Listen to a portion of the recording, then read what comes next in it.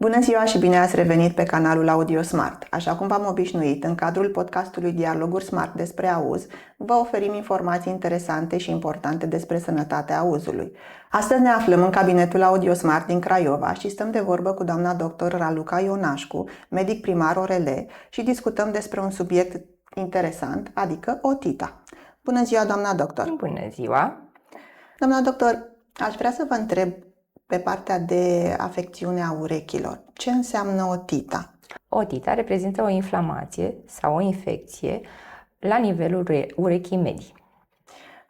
Mai sunt situații în care pacienții ajung în cabinet cei drept cu otită în urma unor răceli, în urma unor expuneri la factorii care țin strict de vreme, dar sunt și pacienți de asemenea care ajung în cabinetul nostru și ne spun că în urma zborului cu avionul sau, să zicem, scufundări, au simțit o presiune, o durere, poate chiar și o diminuare a auzului.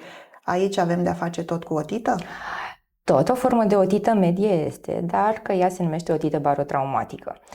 Cavitatea urechii medii este o cavitate cu aer. În momentul în care apar aceste diferențe de presiune între mediul exterior și mediul interior, adică urechea medie, apare senzația de presiune și durere și, foarte important, modificările de auz, adică senzația de ureche înfundată. În această situație, cum putem să diagnosticăm această afecțiune? Sunt aceleași teste care se fac uzual sau? În principiu, da, pentru că pentru a ne ghida corect, pentru a avea un diagnostic de certitudine, întotdeauna avem nevoie de analizele de auz, adică o audiogramă și o timpanometrie. Nu ne putem lăsa păcăliți de primul lucru cu care ne întâlnim în cabinet.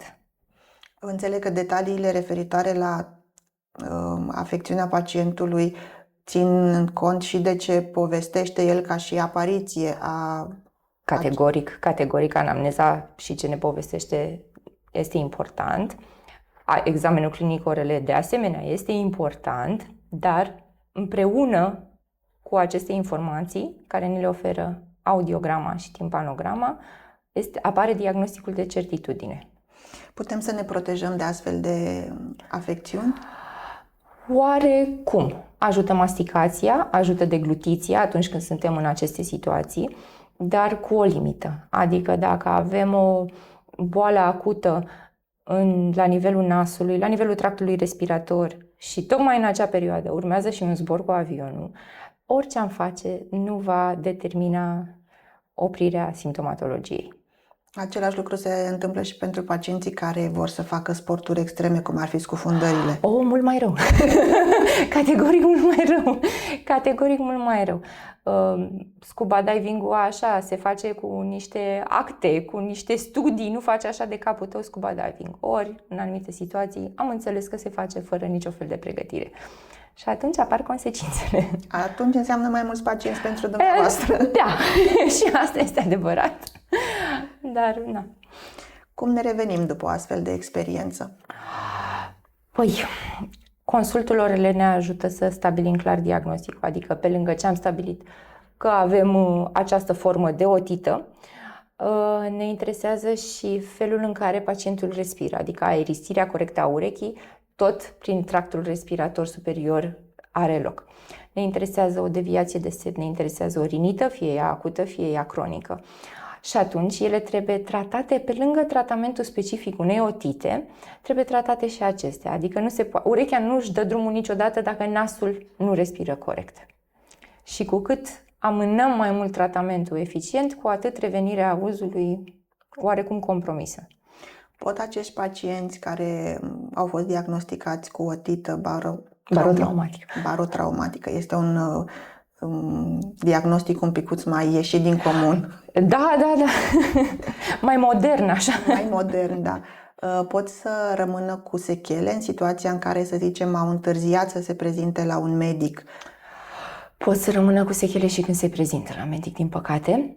Deși tratamentul poate este instituit corect și la timp, există o șansă relativ mică ca lucrurile să nu se recupereze 100%. Suntem conștienți de ele, le discutăm din prima cu pacientul că există această posibilitate. E una redusă, dar există. Din punctul acesta de vedere, ca și tip de hipoacuzie, poate să rămână o hipoacuzie care să fie în următoarea perioadă primului tratament, fiind prima vizită la dumneavoastră sau prima vizită a fost pus diagnosticul și recomandat un tratament. La următoarea vizită, din nou, facem testele care să ne arate la ce nivel a ajuns pacientul ca și recuperare. Pot să rămână niște hipoacuzii care nu ar mai putea fi recuperate? Da, pot să rămână. Noi urmărim, monitorizăm într-adevăr prima etapă a tratamentului, urmează din nou audiograma și timpanometria de control. Vedem ce am obținut în urma tratamentului, stabilim ce mai putem să facem. Dar, cum am zis, există o mică șansă ca oricum să nu recuperăm 100% ceea ce am pierdut. Pentru pacienții în cazul cărora nu mai putem să recuperăm, varianta de a auzi corect la nivel social ar fi protezarea auditivă. Întotdeauna, în orice situație, orice hipoacuzie necesită protezarea auditivă. Nu există nicio îndoială din punctul acesta de vedere. Doamna doctor, știm că nu este comod pentru pacienți să accepte ideea utilizării unui aparat auditiv. În situația în care pacientul, din motive personale, nu aducem în discuție acest subiect, alege totuși să nu se protezeze la nivelul de hipoacuzie ușoară sau hipoacuzie medie. Credeți că sunt niște riscuri la care acesta s-ar expune în situația asta? Păi, bineînțeles, în primul rând, noi cu aparatele pe ce lucrăm? Pe ce auz avem rămas. Ori dacă noi îl lăsăm să se deterioreze, pe ce mai lucrează aparatul auditiv? Ce mai protezează dacă nu mai are ce să ajute? Ce să mai ajute? Și atunci putem să rămânem cu o hipoacuzie profundă și gata. Aici s-a terminat cu auzul urechii respective. Există posibilitatea ca atunci când avem o hipoacuzie din aceasta mai modernă, cum a spus dumneavoastră, urechea să fie sau urechile să fie afectate în aceeași măsură sau poate să apară diferențe în ceea ce privește nivelul de afectare a uneia dintre urechi? Da, pot să apară diferențe pentru că nu depinde numai de ureche, ci de presiunea atmosferică.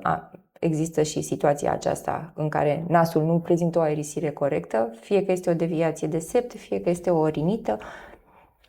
La copilaj vorbim de adenoidită, adică polipașii copiilor, care pot să blocheze aerisirea urechii medii și atunci poate fi diferit, da, categoric. Și automat, în cazul în care avem afectată urechea diferit, stânga-dreapta, partea aceasta de rezultat în urma tratamentului, ajungând pacientul la dumneavoastră, poate să însemne o ureche mai afectată decât cealaltă? Da. Sau... Da. Deci există o diferențiere. Există, se poate întâmpla. Și în situația aceasta, dacă avem o diferențiere între urechi din punct de vedere al audiogramei, să zicem că nu mai avem auz normal pe niciuna dintre urechi, ar fi recomandată protezarea auditivă la nivel bilateral? Dacă afectarea este bilaterală, atunci protezarea este bilaterală, în funcție de gradul de diferență între ele. O ureche perfect normală și o ureche care prezintă defecte, automat protezăm urechea cu probleme, că nu poți să protezezi urechea perfect sănătoasă. Corect. Dar nu este ușor nici pacientului să trăiască așa, cu o ureche cu auz natural și una cu auz artificial. E o perioadă de adaptare până la urmă. Se poate, nu e imposibil, dar trebuie să și dorească să facă acest lucru. Da, asta ar fi important pentru că noi în cabinet, Teleaudio Smart, întâlnim destul de mulți pacienți care într-adevăr prezintă o ureche în limite normale, iar la cealaltă putem să avem o hipoacuzie medie, poate chiar severă, iar prin faptul că aceștia aud foarte bine cu una dintre urechi, amână să o protezeze pe cea afectată și atunci... Da, este această tentație să nu ajuți organul bolnav, dar... Nu pot să îmi explic fenomenul, nu pot să înțeleg, deoarece este un dezechilibru atât al auzului și al orientării în spațiu. Să nu uităm că urechea este și organul echilibrului, adică dacă primești informații doar pe o parte și cealaltă nu primește informații, mi se pare extrem de dificil să suporți. În activitatea dumneavoastră și prin prisma pacienților care vă trec pragul în cabinet, ați întâlnit cu siguranță și pacienți care, așa cum v-am descris mai devreme, au auz normal pe o ureche și pe cealaltă un grad de hipoacuzie. În cazul acestor pacienți, doamna doctor, ați observat și modificări la nivel de echilibru, adică s-au plâns că ar avea tulburări de echilibru sau...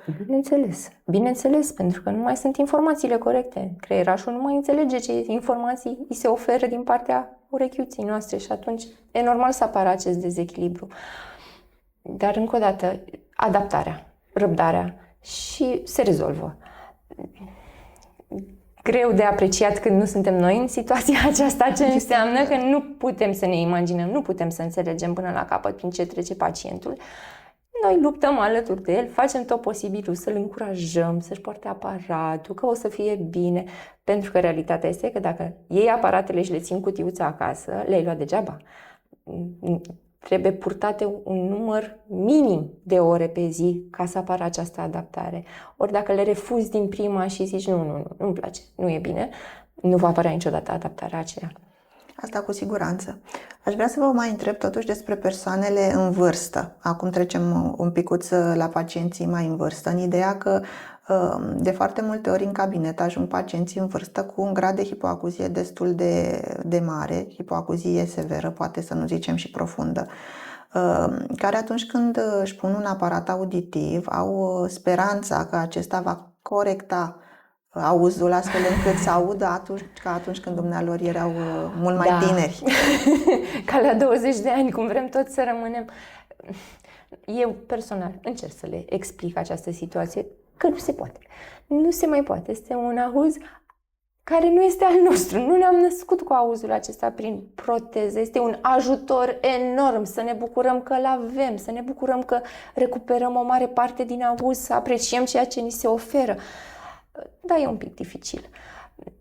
În general, pacientul, dacă își dorește în sufletul lui să poarte aparatele și vrea să-și corecteze defectul, o va face fără probleme. Dacă are așa îndoieli și ar vrea, dar n-ar vrea, dar nu-i convine, din nou, ajungem la ce am discutat. Ține de ei, foarte mult ține de ei. Să revenim un pic la otita noastră modernă, barotraumatică. Barotraumatismul, da. Dacă, de exemplu, eu am venit aseară dintr-o excursie și am experimentat această durere în ureche înfundată cu tot tabloul medical pe care l-am descris mai devreme, iau un analgezic, să spunem că îmi trece, dar observ că poate totuși nu este atât de bine urechea în sine, mai rămâne acolo ceva care mă deranjează și mă mai gândesc să amân totuși vizita, nedurând atât de tare. Credeți că dacă vin peste o săptămână la dumneavoastră, rezultatul ar fi același ca și atunci când aș veni a doua zi? Aproximativ. O săptămână nu este foarte mult timp, adică ne permite. Ideea este că durerea trece, pentru că nu pleacă presiunea de acolo. Dar auzul nu-și revine, adică timpanul nu revine la poziția normală, pentru că aerul a venit și a împins timpanul în interior, el nu se așează la loc. Dacă se așeza la loc, nu mai purtăm această conversație, da?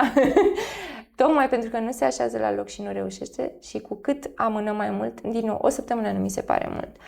Dar când am trecut deja de 10 zile și noi stăm cu urechea înfundată, tot înfundată, automat șansele de revenire încep să scadă. Da? Osișoarele auzului care sunt acolo cu timpănuțul nu mai reușesc să-și capete mobilitatea care au avut-o anterior de acest eveniment. La fel și timpanul. El are capacitate de revenire, dar dacă îl lăsăm acolo presat, nu-și mai revine la cum a fost. Deci, cu alte cuvinte, cu cât mai repede am putea veni către medicul specialist să prezentăm simptomele și să fim diagnosticați implicit să ni se administreze tratamentul corect, cu atât ar fi mai mari șansele ca urechea să-și revină. De revenire cât mai garantată. Cu alte cuvinte, după ce reveniți din excursie și după ce ne liniștim un pic dacă prezentăm orice fel de situație care creează un disconfort la nivel de ureche, mergeți cât mai repede la medicul specialist pentru ca urechea să fie în regulă. Urmăriți, monitorizați astfel încât să amânăm apariția unei hipoacuzii nedorite. Vă mulțumim, doamna doctor, pentru că ne-ați ajutat. Mulțumesc și eu pentru invitație. Și sperăm să ne putem întâlni și cu alte ocazii. Categoric.